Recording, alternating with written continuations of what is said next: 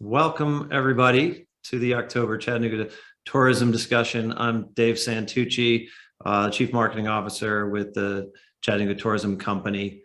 Barry is, this is, I think, one of the very first calls he's actually missed, but he's off doing the important work of recruiting a new major event for Chattanooga. So we've got to forgive him for that, as you know, that's our core responsibility here is to bring those people to town, and he's off doing that work today, so we really appreciate it. Candace, our PR and advocacy director, and myself are going to lead you through the call today, and we're addressing a very important topic, workforce development. We're going to look at it exclusively from the hospitality angle.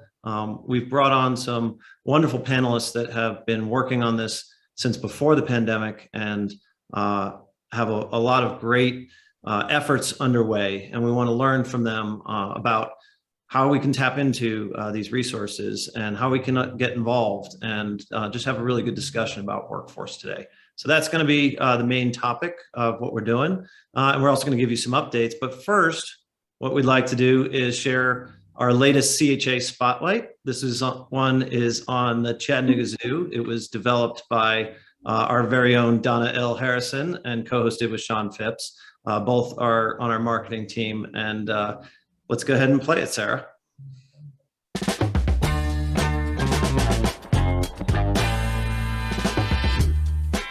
This CHA Spotlight features one of Chattanooga's favorite cultural attractions, the Chattanooga Zoo, that's located just a few minutes away from downtown Chattanooga.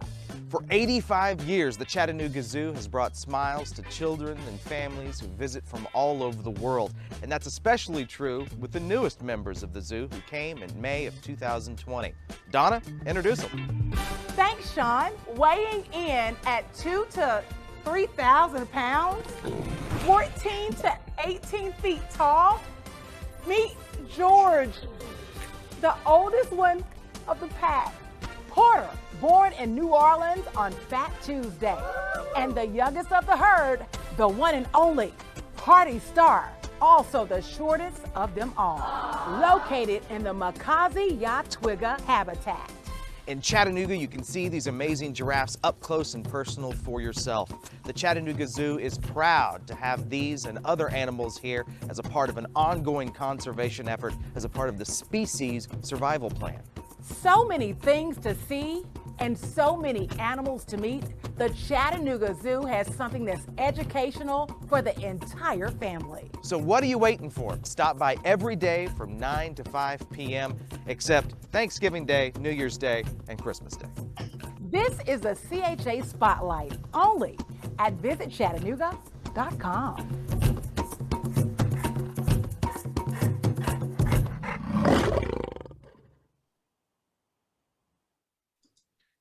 So absolutely love these CHA Spotlights and appreciate what Donna is out there doing with these and the team, and very excited about these.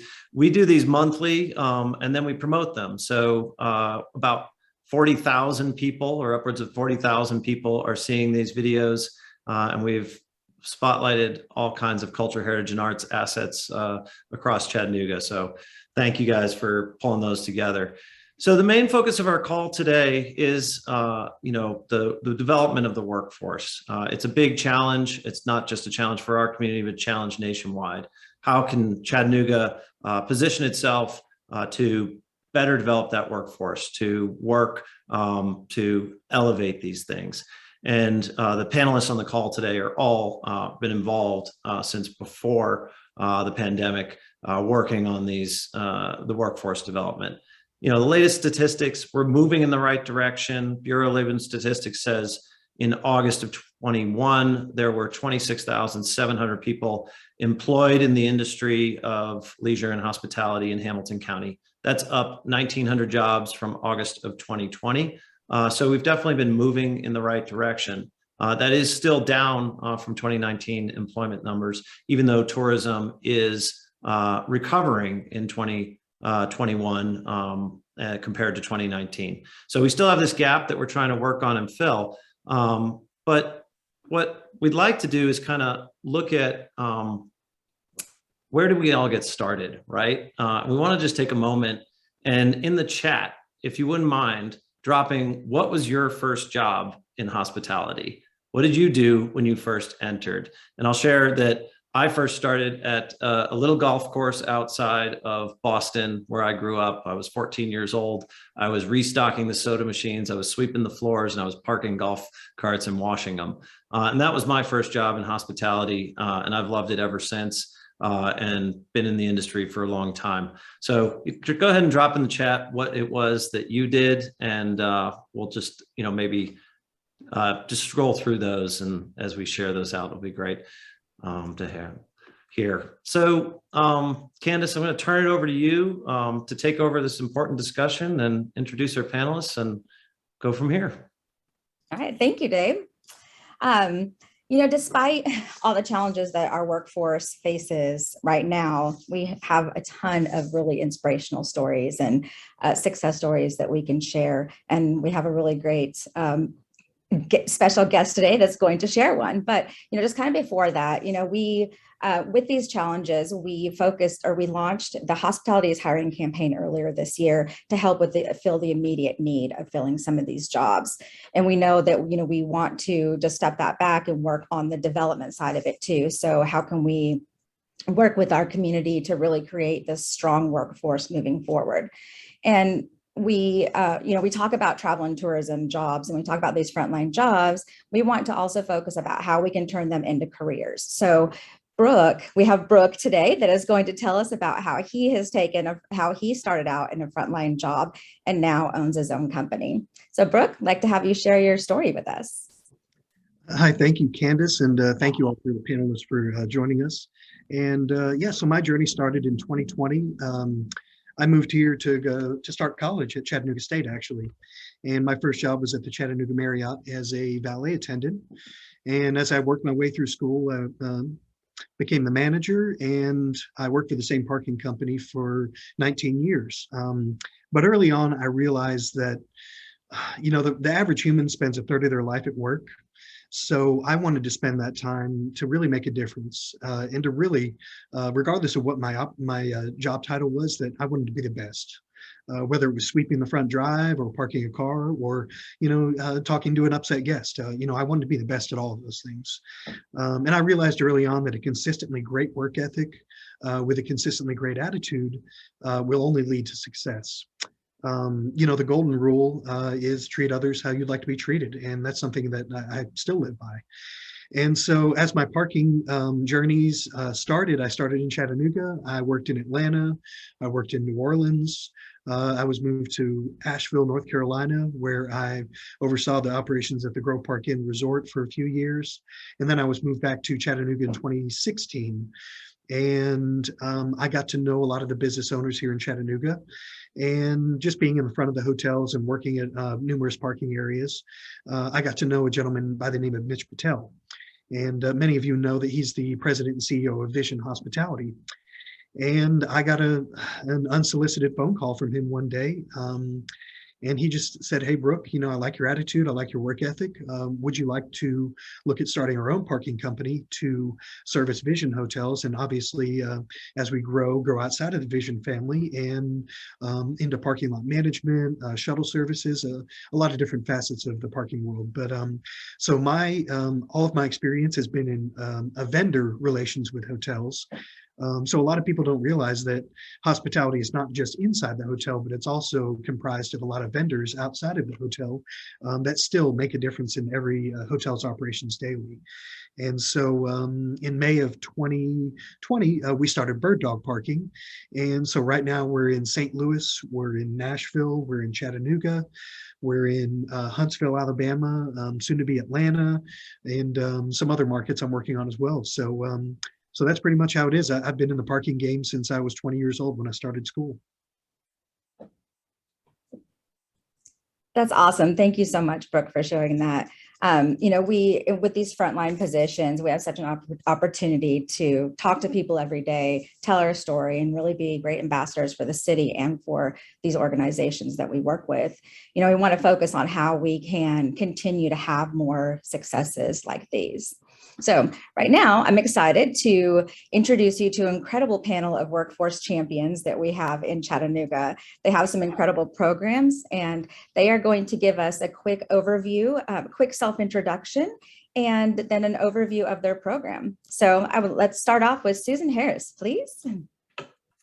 Hi, Susan Harris. I'm the president and CEO at Sea Rock City Inc., which most of you guys on this call know, Rock City Gardens, plus a whole lot of other things in the hospitality and tourism industry, including Good Dog, which opened last week. So if you haven't made it back to Good Dog, we opened back on Fraser Avenue last week. My background is in human resources. So I think I have a special love for workforce development that comes into play. And then I'll just do the lead in maybe to your next panelist. We are, as part of our anniversary celebration a couple of years ago, our 82nd anniversary, I believe, no, 87th anniversary, we invested in Hamilton County Schools with the Future Ready Institute for Hospitality and Tourism Management at the Howard School. And so we really wanted to take our love of developing young people and giving them skills in the workforce and connect with the work that Hamilton County Schools are doing to have their graduates be college and career ready. All right, Dr. Ware. Thank you so much. Good morning, everyone. I am Dr. Leandria Ware, proud executive principal of the amazing Howard School. And it's such a pleasure to be here with you all today to talk about our amazing school. So we started Future Ready Institutes in 2018, and it was all about a lot of what Brooke just said. You know, how can we prepare our young people early to be college and career ready when they leave us? And so in thinking about what were the most fitting institutes for our school, well, one thing that we noticed, Howard is in the heart of downtown Chattanooga, number one. Number two, our students have this love and this desire to learn more about hospitality and tourism. And number three, just thinking about the growth of tourism in our city, you know, it just seemed most fitting to embark upon a hospitality and tourism institute. And as Susan just explained, you know, the investment from Sea Rock City to come along beside us to be a branded partner for Howard High School and preparing our students to be college and career ready has been just an amazing opportunity for our students, really giving our students the opportunity to learn about those communication skills, that collaboration, problem solving, thinking critically and being a professional so that when they do leave us, they can be head and shoulders above the rest in terms of being productive in that next chapter of life. So we're really excited to talk more about our students and how well they are prepared and just some of the exciting things going on to make sure they can be productive citizens here in our city and anywhere else they choose to go. Awesome. Thank you. Chad. Thank you, Candace, and good morning, everyone. From Chattanooga State's perspective, we do have a hospitality and tourism management associate applied science degree with 4 concentrations, but also not only am I the interim director or interim dean of the business division, also many years working in workforce development, we have a number of non-credit offerings. So we have done things such as Serve Safe for the community as well as for our students. We have dual enrollment opportunities in Hamilton County as well as other counties in our service area. We have apprenticeship programs that are growing by leaps and bounds daily, the internships, the externships. So we've tried to meet this challenge in as many ways as possible, depending on the perspective of the student and where they are, as well as the needs of the community. Awesome. Chad? Candace, I think Rob is next. Oh, I'm sorry, Rob. Sorry about that. Hey, there's no trouble at all. Thank you so much, Candace, for the opportunity to join this call, and thank you to my my co-panelist. Gosh, I feel like I'm the least qualified to speak next, but so I have the distinct pleasure of serving the University of Tennessee at Chattanooga as the executive director for the Center for Career and Leadership Development, which sounds like a lot of title because it is. I've seen it on a business card. But really what we try to do is we try to engage students with their interests and their aspirations, some of their strengths, and maybe some of their fears, and maybe some misgivings about what they're targeting actually. And we try to not only make them more comfortable with that exploration process, but we really want to try to help them to identify where their interests line up with opportunities. And moving here to Chattanooga about 4.5 years ago from the Tampa market, Chattanooga stood out to me as a tremendous opportunity because I saw a city that was growing and growing together. There was clear evidence that being so all the educational institutions like to work together, as I think you'll hear during this call. And maybe you've already heard a little bit during the call how the school board and individual schools and principals and teachers will work in partnership with not only Chat State and some of our other partners, but also with the University of Tennessee at Chattanooga itself and then beyond. So there's clear evidence that there was a thoughtful process, a workflow, if you will, that tried to speak to several aspects of the spectrum of employment. And so I looked at my wife and I said, "Hey, what do you think?" And she said, "Well, I kind of like Tampa a lot." I said, "Yeah, let's try it out." And we are really, really pleased that we've done it. So we really enjoy and appreciate the partnerships that we've got, not only with local employers and especially within the hospitality and tourism management focus, but really what we try to do is try to embed knowledgeable professionals, working subject matter experts within our programmatic focus with our students. And so if there is an opportunity for us to do some very specific work around identifying candidates to complete internships within your organizations, or if you'd like to come in and pitch on your brand and how your unique expression of tourism is manifested within your organization, you think that's a really important aspect of your brand that you'd like to deliver on, we'd be delighted to partner with you on that. But thank you once again for an opportunity to speak on this call. Yes, thank you so much for joining us. I want to ask you guys a question. So when someone goes through your program, what talents and skills are they learning to equip them to join the current workforce? So I know for our institute at Howard, and Dr. Ware, you jump in and help however you need to, but we have two different tracks. We have one that is specific to culinary, and then we have one that is a more overarching hospitality management. And so obviously there's going to be specific, the ServSafe that Chad mentioned, some specific credentials. That's one of our goals through our institute, is to have students who graduate already have some of the certifications and credentials that are recognized. We're so excited because we are about to start work or really push the gas on updating the commercial kitchen at the Institute, which that was probably one of the challenges of COVID for the school system and for us on kind of hitting the accelerator on that, but we're taking off with that. So our hope there is that we're going to have folks who are going to be able to come, and that's like a huge challenge, I know, in restaurants right now, but we're able to train those students on what it means to be in the kitchen, to understand everything from the safe and appropriate ways to prepare food, but all the way up to menu development, to the aesthetics of what a plate looks like coming out of the kitchen, and understand the connection of all of that. So that's really a fun piece of it. And then I would just say on the other half, and this was something Dr. Ware alluded to, but just the basics of how to be in the workforce. Right? Like that's something that I think we teach in hospitality and tourism.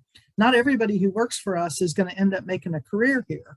Tons of people do, right? As we know, 15 of our 22 managers started work with us in an hourly part-time position at some point in the past. 15 out of 22 people who are raising their family and contributing professionally started in a different way. But then we also have teachers and doctors and lawyers and all kinds of other folks who learn how to problem solve, who learn how to come to work on time, who learn how to communicate. And so all of that, I think, is what we're hopeful that the students are also going to gain through the process of coming through the Institute.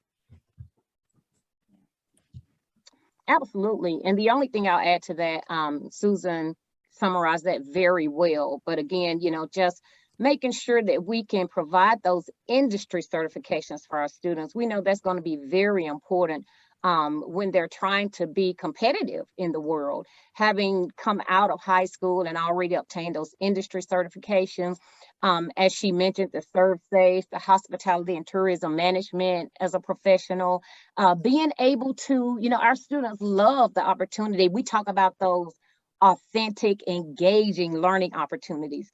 And so when our students are having those real world opportunities to learn how to get in the kitchen and do the cooking, the food presentation, even offering first class customer service. We know sometimes we can go somewhere and the food may be awesome, but if the customer service is not what it needs to be, that can put a downer on the whole situation. And so just teaching our students those skills along again with being able to work as a team, to problem solve, to think critically, to communicate appropriately with people. We're really preparing our students. And again, the partnership with Rock City and so many others has just been phenomenal. Susan mentioned that we have 11 students that will be starting work soon after going through orientation, and the compliments we got back from Rock City about how well prepared our students were, how they were able to show up and advocate for themselves and really just blow the interview out of the water, at this young age. It's just a testament to the work that's going on and how we are preparing students to be productive citizens.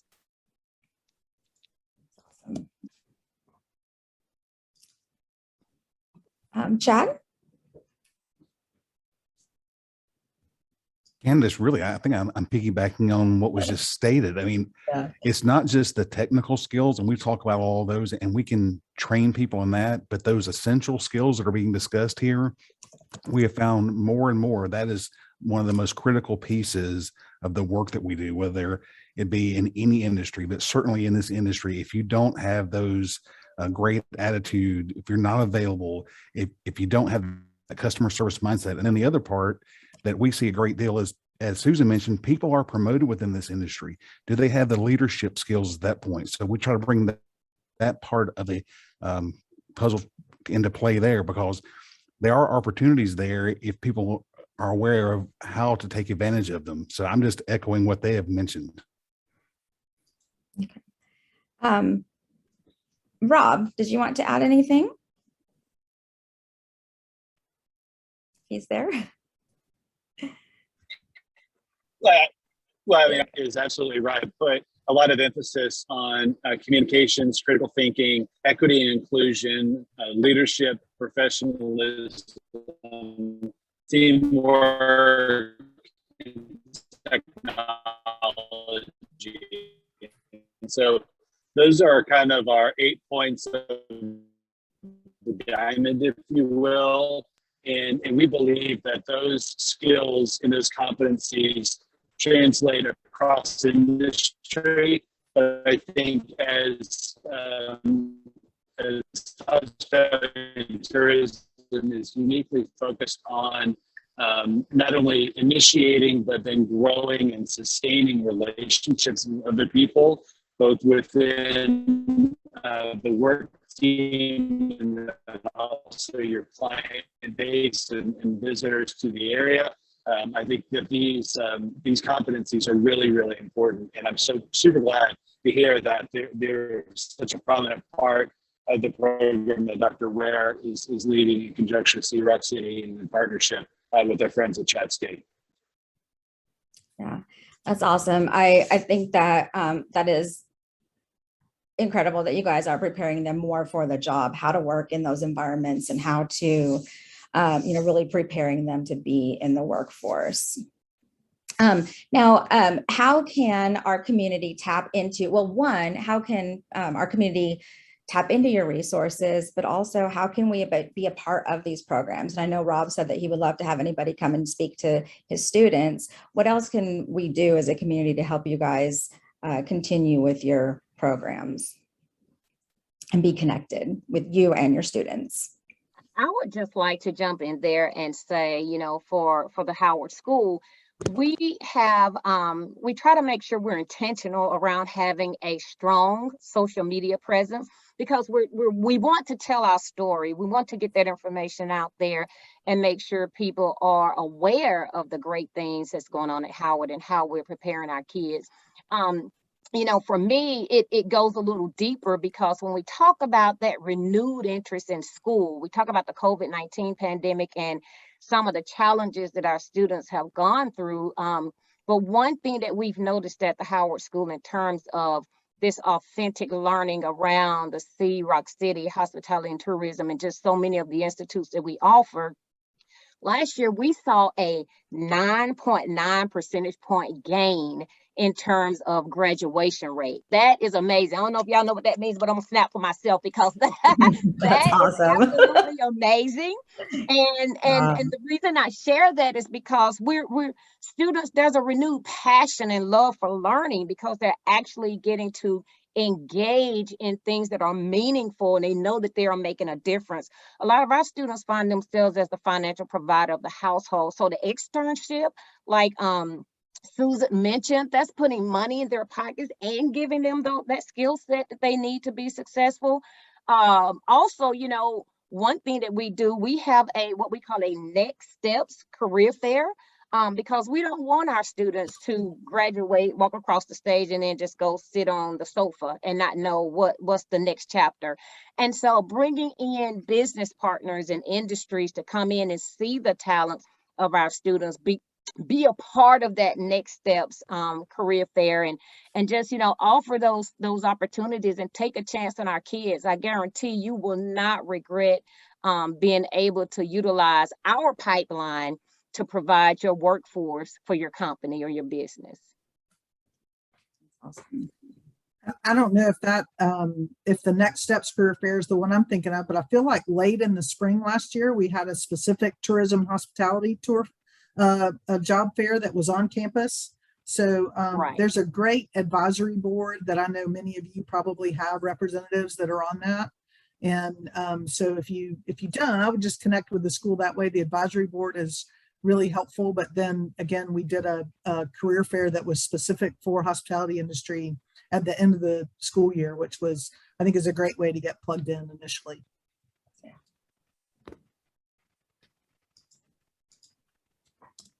I think that my signal is not as strong as it should be, so I apologize for that. But I think in addition, I think getting engaged with advisory boards and participating with career fairs, those are fantastic options, and we would be delighted to engage in that way as well.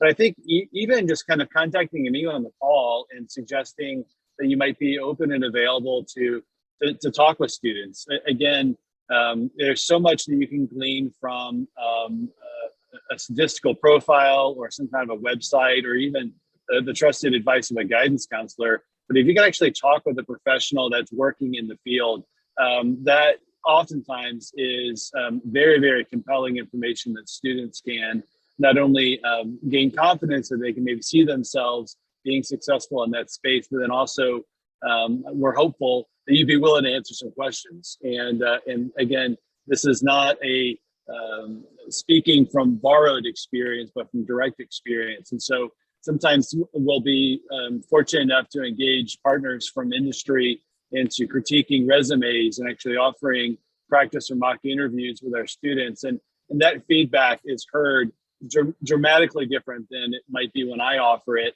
with filler words and with different presentation and kind of cleanups. But again, coming from someone with industry experience, it's very much appreciated. So again, we're very much interested in engaging with this spectrum for sure.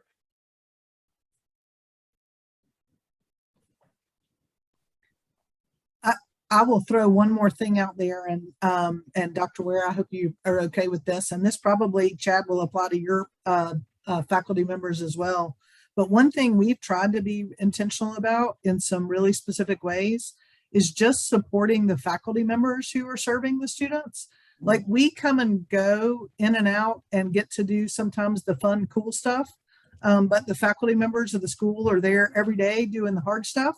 And so one of the things we've tried to do is just help provide fun opportunities for the faculty members and just appreciation, whether that's a kickoff luncheon or some special treats around a holiday, just some way to let their team know that there are people who are invested in the work that they're doing and they're not on an island with what they're doing.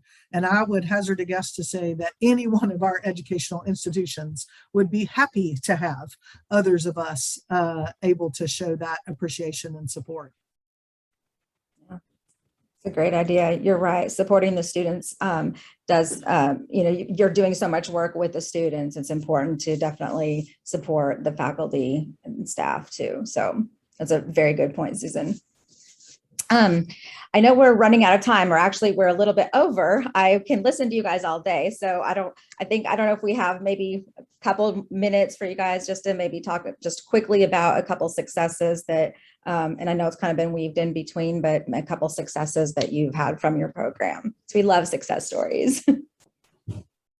Well, I love to talk about successes all day long. Yes, exactly. The work that we've been doing, and just the phenomenal progress we've seen over the last few years. But I talked about the 9.9 percentage point jump in graduation rate because of that renewed passion for learning and being in school. But I also want to talk about, when we talk about that critical thinking and problem solving, Rock City provided the opportunity for our students in our culinary program to come up with a new ice cream flavor, and they were able to work together to create that PBL, that project-based learning opportunity. And they came up with the Tiger Swirl. That was the most popular flavor of the month at Clumpy's. And so, there's a picture out there somewhere of all of us going by there and getting that ice cream and eating it, and our students just being so proud of themselves for being able to come up with a flavor that was very popular at Clumpy's. So again, just thank you so much to Rock City. Thank you so much to those members of our advisory board. We work with Chattanooga Zoo, Chattanooga State, just Vision, Hospitality, just so many people who are investing in our students and their future.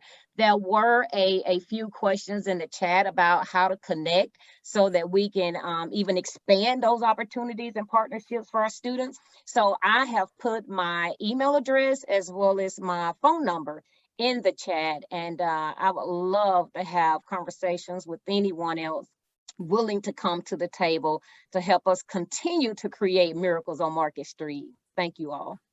I love that. That's awesome. I also want to know when you have that ice cream, because I will organize a field trip to go and buy all. I had to run extra for that, but it was worth it. That's awesome. How fun. And it's so practical to give them those experiences too, and be able to come up with those concepts and really create something that's definitely magical. So do you guys, or Chad and I think we might have lost, oh no, there he is, Rob. Okay. Do you guys, would you like to share any stories of some of your students? And this, I think Brooke shared a great story. Dr. Ware and Susan have pointed out wonderful stories. And I would like to point out, though, that so many of these work-based learning opportunities for these students is just so important that they do have to have income while they're completing a training or a degree. So whether it's an apprenticeship, an internship, an externship, all of those are very vital to make these programs work. So I'm just thrilled to hear those stories. Chad, thank you so much for lifting that up. That's absolutely where I was headed. Is while there's plenty of ample evidence that a university can't be great unless there's a supportive community around that institution.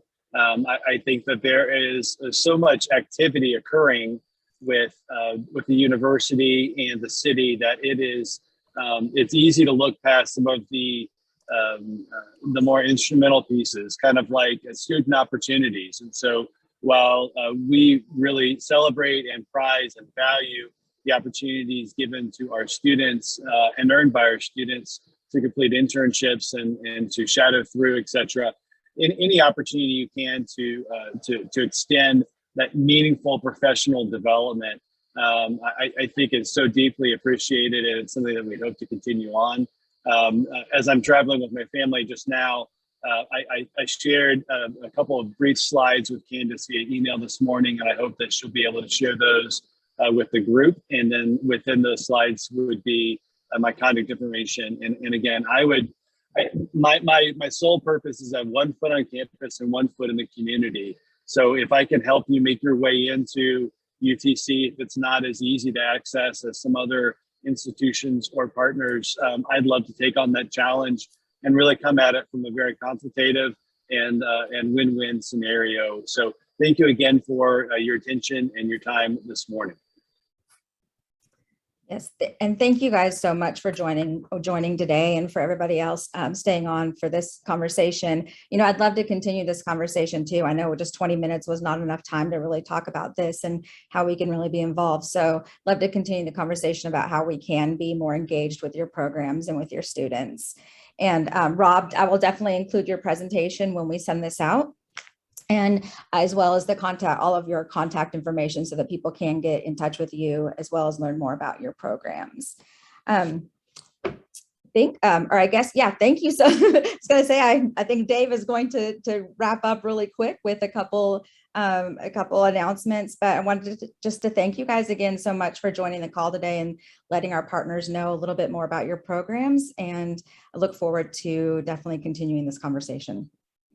Yes, thank you so much. And what you do is so important to our success. So we really appreciate it. And a couple of quick call outs from the chat. Sybil working at the World's Fair in her first job. Sean worked in his grandma's candy shop. Dr. Ware was a train conductor for the Incline. And Hugh apparently was working in the gift shop. Maybe while Dr. Ware was out there conducting the train. And Susan apparently has offered both of you, if you ever want to come back to the Incline, you can, I'm sure that they would, to have you back. But, it's I'm for retirement. Calm down. Close, Susan. Well, I will say the past 18 months have been tough, and but we're getting back to the point where I am reminded of just how fun this industry is. That first job in the candy shop or conducting the train, or even if you're, sweeping floors or anything, it's a fun industry to work in. And really proud of, being in it for so long, and so many of you have done the same. So we have a bunch of new upcoming events. Our next discussion, really hope you can join us on November 11th. We have Longwoods International joining us. This is the leader in travel and tourism research, and this will be very specific to Chattanooga and Hamilton County. We've commissioned a study over the past 3 years, and we'll be sharing out the results of that. So really good stuff. We also record these calls, and we will share these out to get hundreds of more people in our industry to see these. I want to thank Sarah Joyner, who is the newest member of our team and our digital marketing manager. And she is the one who technically ran this call behind the scenes. So thank you, Sarah, for that. And it is a joy to work with you, and welcome to the team. Here's the upcoming calls, and we really, and all of these wonderful events. Isn't it amazing to see so many events on the calendar? We're excited about that. We'll see you out there. Thanks for joining us. Thank you.